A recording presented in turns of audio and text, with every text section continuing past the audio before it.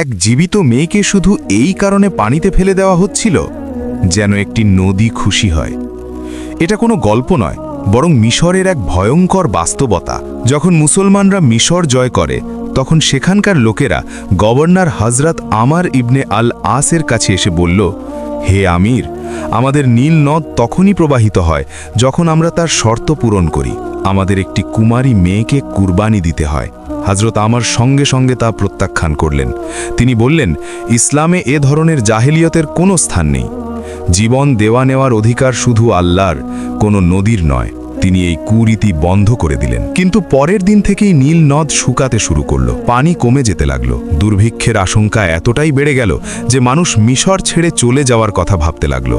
এ অবস্থায় হজরত আমর মদিনায় আমিরুল মুমিনিন হজরত ওমর ফারুকের কাছে একটি চিঠি লিখে সব ঘটনা জানালেন। জবাবে হজরত ওমর লিখলেন, তুমি ঠিকই করেছ, ইসলাম এমন কুপ্রথা দূর করতেই এসেছে। কিন্তু চিঠির ভেতরে একটি ছোট পত্রও ছিল, যেখানে লেখা ছিল, এটি নীল নদে ফেলে দিও। সেই পত্রটি কোনো মানুষের উদ্দেশ্যে ছিল না। সেখানে লেখা ছিল, আল্লাহর বান্দা ওমরের পক্ষ থেকে মিশরের নীল নদের উদ্দেশ্যে। যদি তুমি নিজের ইচ্ছায় প্রবাহিত হও তবে প্রবাহিত হইও না, আমাদের তোমার প্রয়োজন নেই। কিন্তু যদি আল্লাহ এক ও পরাক্রমশালী তোমাকে প্রবাহিত করেন তবে আমি আল্লাহর কাছে দোয়া করি তিনিই যেন তোমাকে প্রবাহিত করেন।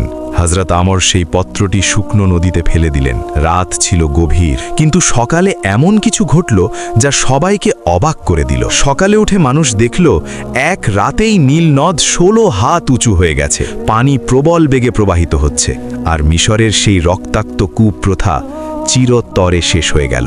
এটাই ছিল হজরত ওমরের তহিদ ও ঈমানের শক্তি।